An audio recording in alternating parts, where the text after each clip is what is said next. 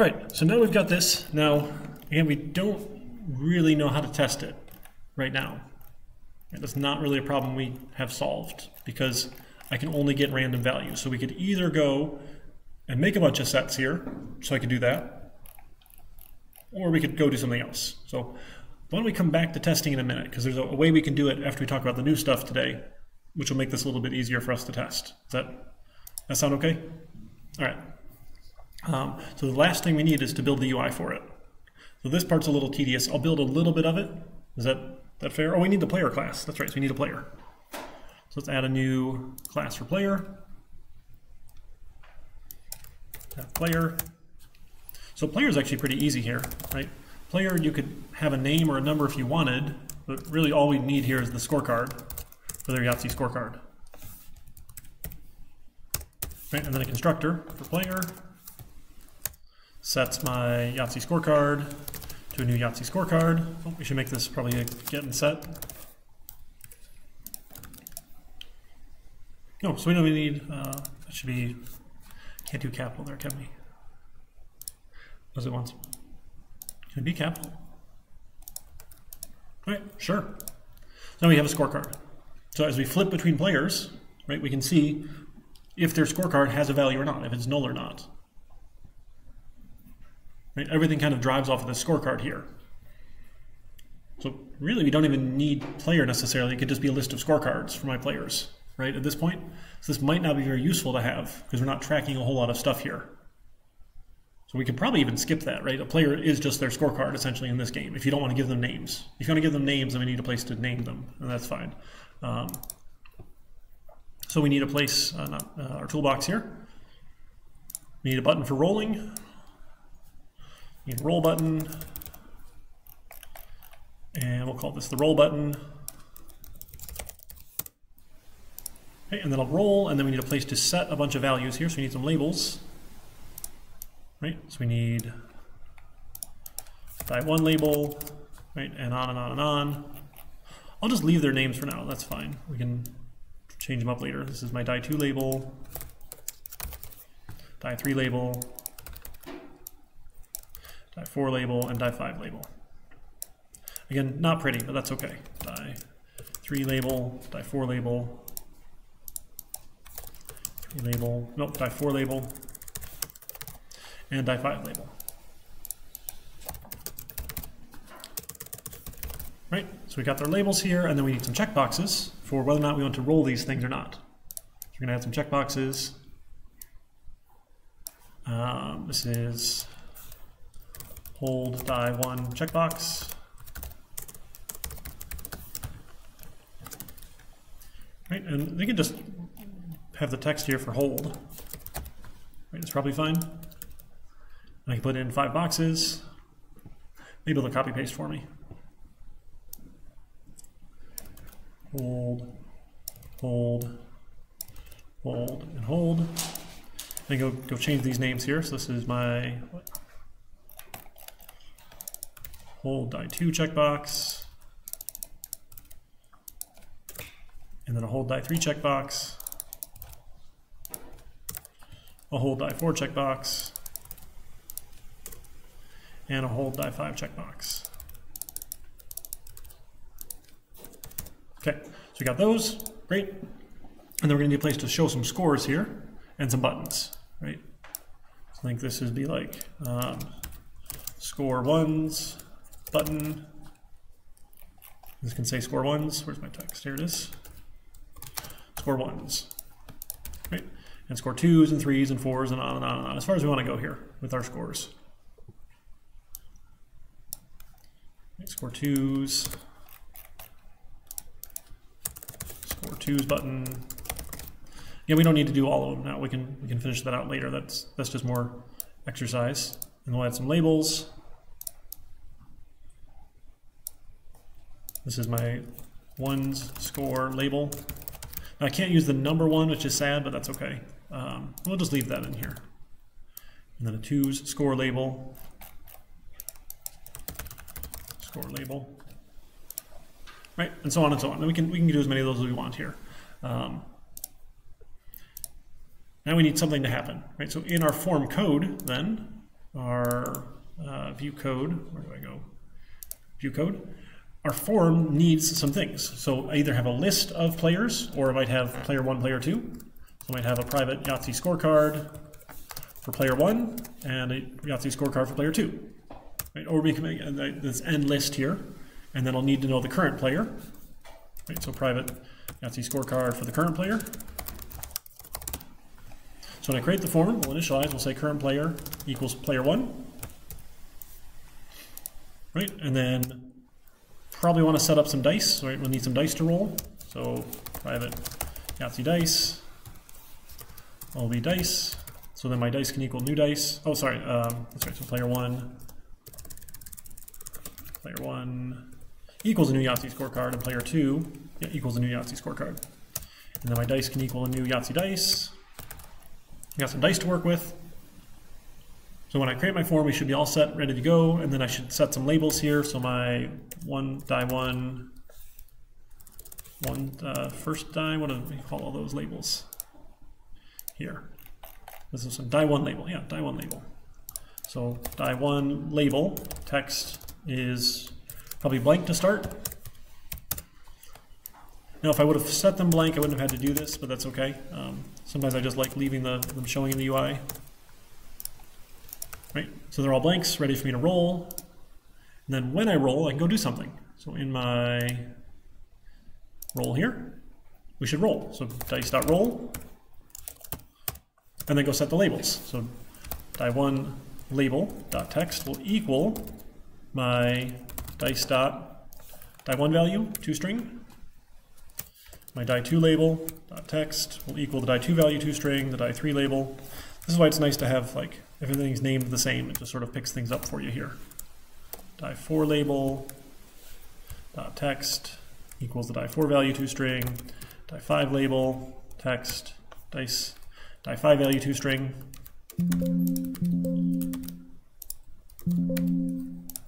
Where's my format? There it goes. E and then D. Okay, so we roll them, we set the labels. Cool. Then we need, if we're doing our checkboxes here, right? So when we check a box here, we should do something. So when this check changed, we should take our dice dot hold die 1 equals die 1 checkbox dot checked. That's either true or false. If it's checked, hold will be true. If it's not checked, hold will be false, which is what we want to have happen. So it works out nice that this is the posit. We didn't change that to be like should roll, right? Because then we'd have to flip this one, but it doesn't matter too much for the other here. Right, so we do that, and then we do the next one here. Right, when this one changes, we do it for die 2. Hold die 2 should be the die 2 checkbox checked. Now these are a little sad that it's pretty much the same code for all of them, but there's not too much we can do with getting around that here. We could check for source, but that's going to be just as big to have one method do all 5 here. That's 4 and 4, and then 5 and 5. Now the other thing we want to do though is disable the roll button or not, right? Or we just let the roll button roll every time because nothing will change after that, right? So maybe we have a rolls remaining. We could add a little label here if we wanted. Add a label for rolls remaining. Wow, that was weird. How we call this our rolls remaining label. Remaining label. Okay, so my rolls remaining label dot text will equal dice dot number of times rolled, right? That's 3 minus that. All of that toString, right? So 3 minus how many times I rolled is how many rolls I have left. So eventually I get to 0 and I'll click it and nothing will happen. That's probably fine. If we wanted, we could turn the button off to be fancy. But now it should at least roll and set some values when we roll. So when I roll, I should get some values. Roll, roll, roll, and then they get stuck. Right? All right. Oh, that didn't update though. Oops. Oh, probably don't want this in my constructor, right? Because I need to update that every time.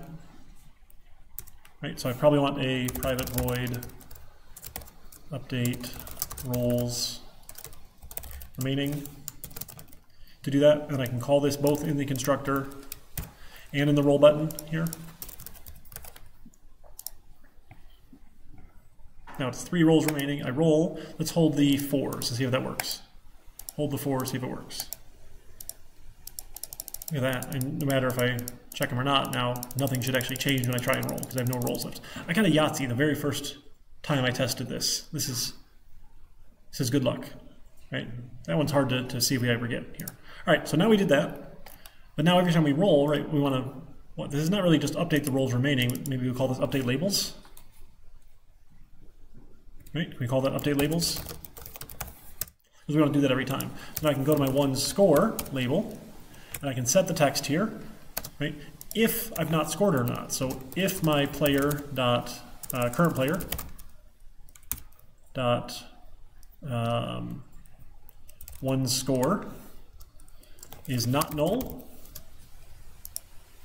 So if it's, or really if it is null, right? I want if it is null. If they haven't scored it yet, then I want to go set the label. And now people will probably say, hey, you don't want to go and use a bunch of curly braces here, but I always like curly braces, so why not? So now this will be my dice dot one score. Dice dot get possible scores dot one score. ToString. Right, so if they haven't scored ones, set the score for the ones, right? Great. And do the same for 2s, right? If they haven't scored the 2s, current player dot 2 score is null. Because if they have scored it, I don't want to change that value that they have, right? Now this get possible scores, this is a little tedious to do this every single time. So maybe I have a Yahtzee scorecard of possible scores. Is my dice dot get possible scores. This will even be a little bit more efficient too, because then I don't have to calculate that every single time, right? Otherwise I'd be calculating it a bunch of times. This will be my 2 score, my 2 score label, text. What does it not like about this? Oh, that's just spaces. Okay, that's fine. Right, and on and on and on. So now I should be able to do that. Now, I want to be able to score this if I want, right? So I should be able to save my score. So when I click my score ones button here, I should be able to go and save. So my current player dot one score is equal to, oh, well, I need to get my possible scores here again. Okay, sure. Or just possible scores dot one score. I don't know, dice dot get possible scores dot one score. Right, assign it. Now I've got a score here. When I score the ones. After I've scored the ones, I should probably turn this off, or I don't really want to turn it off now, but now I want to send the next player's turn, right? So my current player will equal, well, the next player? Oh, well, you know what? If my current player is equal to player 1, then my current player will equal player 2. Otherwise, my current player equals player 1. This could be a fine ternary, right? If we wanted to avoid the if else. Do you like using ternaries? Have those been fun? I've used one once in my 2 years here so far. Player 1. That's backwards though. If it's player 1, we want player 2. Otherwise, we want player 1. That make sense what this one's doing? And sometimes these are confusing. Do you have any like memory technique to remember how the ternary like order works? Because every time I write a ternary function, I have to reteach myself what the... That happens to me. That's why usually I avoid them. I think they're cute sometimes though. And we just did a bunch of them when we did the dice. So I remembered the question marks first, otherwise it's the colon. And if you do the colon first, it yells at you. Like, but it doesn't actually expect a semicolon, like, which is weird. You have to remember that it's actually supposed to be the question mark. Do the question marks come up in any other? For all of our nullable stuff, which is weird. Like we use it for nullable, or the null coalescence, we use the question mark. So it's really weird we'd also use it here. I don't know. Is it better to do the if else? We can undo it, put the if else back. Right, undo, and then maybe leave that as a comment just in case we want it. Now the problem is though, all of this logic should happen somewhere else, right? This should be, so let's go extract this as a method. Next player. right? Because I'm going to do next player in every single button that I do, right? But then what also happens now is I need to turn buttons on and off. Once I load the next player, they shouldn't be able to score the 1s or the 2s or the 3s or the 4s if they've already scored them, and all the labels should show for them as well, right? So now I'm going to have a bunch of stuff. So I can say, hey, if my current player dot one score is not null, then I'll take my score ones button, enabled is false.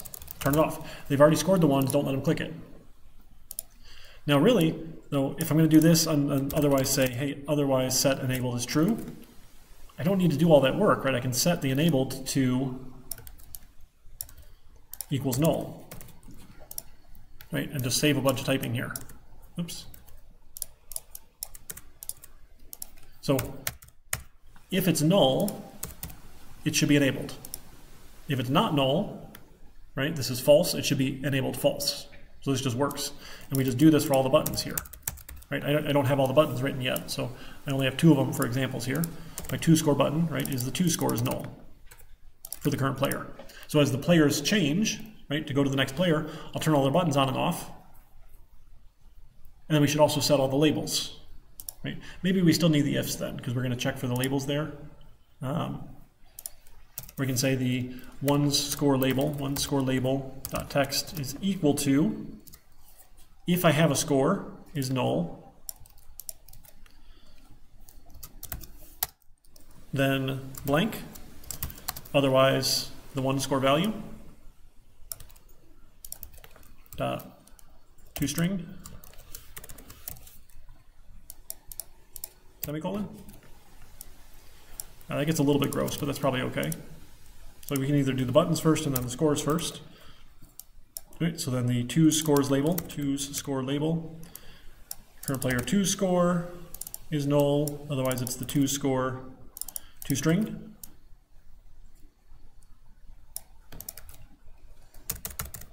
Right, so as my players change then, I should be able to go and set the labels right when I do next player.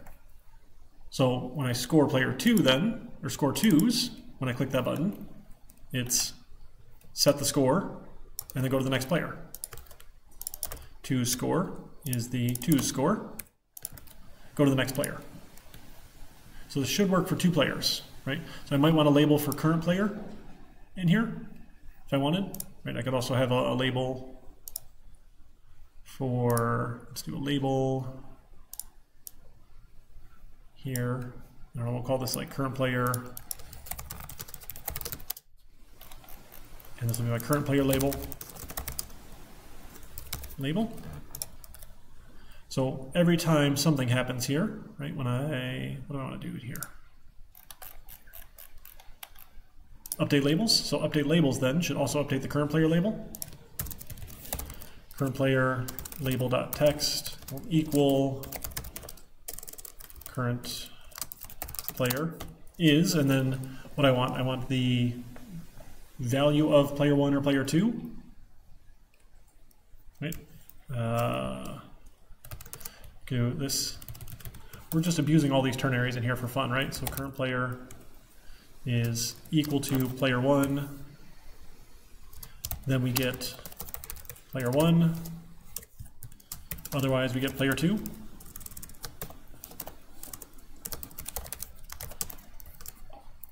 Oh goodness, that's really ugly. I can't put quotes inside of that, can I? Bummer. Okay, that's fine. So current player plus, we can append in a string here. Current player equals player 1, then we get player 1, else it's player 2.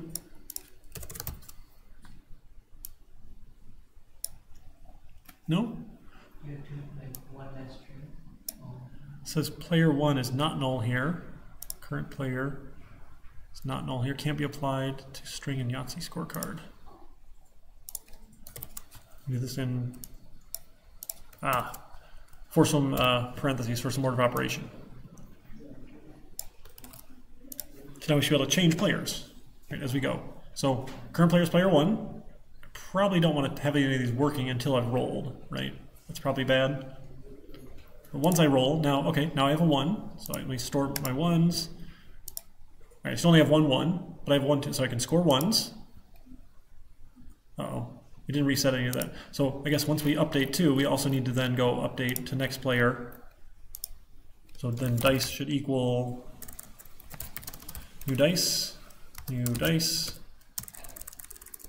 for that player, right? Reset the dice here, new Yahtzee dice. And then all my labels should go back to blanks again here. Uh-oh, all right. Well, all of that happens then when I do new dice. So let's extract that. So let's make a new method here for new dice. Okay, I can call new dice when player changes then, right? You get new dice and the labels change. So next player then will go, what do we also have to update labels, right? Update labels and update labels. So in my next player, right? Next player, where is that one here? Next player, change the player, do new dice, and then update the labels. Bunch of different things happening. All right, so player 1, roll. All right, let's keep our 2s. We got some 2s here. Roll, roll. All right, we'll score my 2s. All right, now current player is 2. Oh, I didn't reset my checkboxes. Probably should reset my checkboxes here. We can roll. All right, so now I've got a 1. I'll hold my 1. Hold my 1s here. I'll score my 1s. And I'm back now. Player 2, player 1 already had a score here, so I can't score that. So it's looking pretty good. All right, so then what did I need to do? When I was updating my new dice, right? Or no, updating, yeah, new dice, then we had to reset all the holds, right? So hold die 1, checkbox.checked is false. Right, do that for hold die 2, checkbox.checked is false. 4 is false, 5 is false. I love it. I love when it does that. That's very exciting. I don't get out very often if that's the most exciting thing that happens in a day. Right, okay, so now let's roll, and we can hold our 1s, hold some more 1s, score my 1s, back to player 2, right? They're all on checks, we can roll.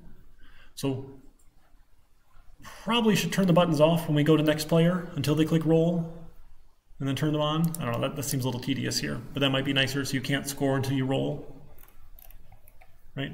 So we do new dice. So new dice should turn off all the scorings, right? Until we roll, because rolling turns on the labels. Where's my roll? It's the roll button. Yeah, roll, then we'll go update the labels.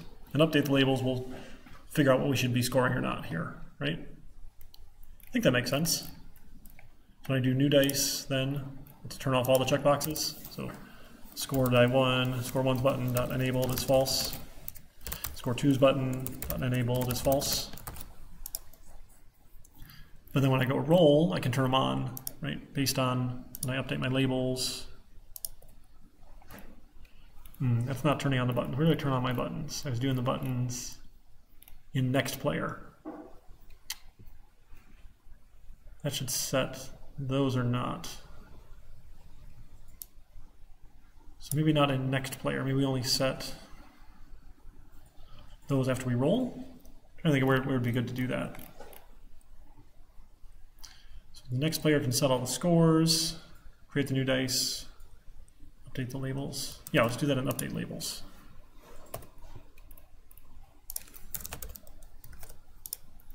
So we update our labels, we'll set whether or not those should be active or not. And I think that'll turn that on or not when we roll. Nope, shoot, the constructor then needs to turn them all off. That's annoying. So we set our score 1's button, score 1's button, score 1's button enabled is false, and the score 2's button enabled is false. Let's see now. So they shouldn't be able to score them yet, right? Now when I roll, they should turn on. Okay, so we can save a 2, we can roll, save a 2, we can roll, right? I can't roll anymore, so now I can score. Goes to the next player. Oh, they're still on though, shoot. I want them turned off until I hit roll. Something in the sequence here isn't right, but that's okay, it's not that important. You shouldn't be able to score until you've rolled something, but now I can roll, get some 2s, roll, get some 2s, score my 2s. Okay, Oh, it updated the right one here. Probably okay. Because I think we're updating in update labels. Role should update labels. Next player also updates the labels. That's the problem, so we update the labels at the end. And update labels turns them on or off. I want role to turn them on or off. Should we make roll turn them on and off? I don't know. That's fine. We can fix it later. Not too worried about it. We would probably turn them all off and then make roll turn the right ones on. But does that make sense for what this one was doing? Right, the last little bit we had to do is just add the rest of our buttons and labels. I think functionally it's all here now. The last bit is for the game over, for reset. Right? So a new game should just reset everything. Make sure we had a button for new game. This is probably a bad place to put it here, but that's okay. New game. We can just rage quit anytime we want. Or be a save scummer, like just every time we don't get a bad roll, start over, do a new game. We don't have save and load yet. We haven't done any file IO stuff. We should do that later. So new game then, pretty quick. We basically do these things that we do in the constructor, right? Set up new players, call new dice, update our labels. So maybe all of this goes into new game. And do a new game function, no, just new game here, right? And this one calls new game, just new game, and then private void new game. Can do all that. I should have just extracted here for new game. Right, so it'll just reset. Anytime we want, we can make that available to start over, right? Throw it all away. That's fine. Maybe we should have some sort of like diet prompt. Are you sure you want a new game? Because that'd be kind of sad to get that going all the time. All right, is this okay if we leave it not completely finished? We can finish up the rest of the labels later. Okay, that part's not the exciting part. But how we've hooked up the UI, right? We just call our functions, call the methods in our game classes, our dice and our scorecard. Right? We ended up not even really using player, which is fine. We can get rid of player if we want, right? That's okay. All right, should we take another break before we start new stuff? Wasn't quite a whole time, but we're getting close to 8. Why don't we take just a 5-minute break, then come back and do new stuff? I'm gonna go get some water. All right.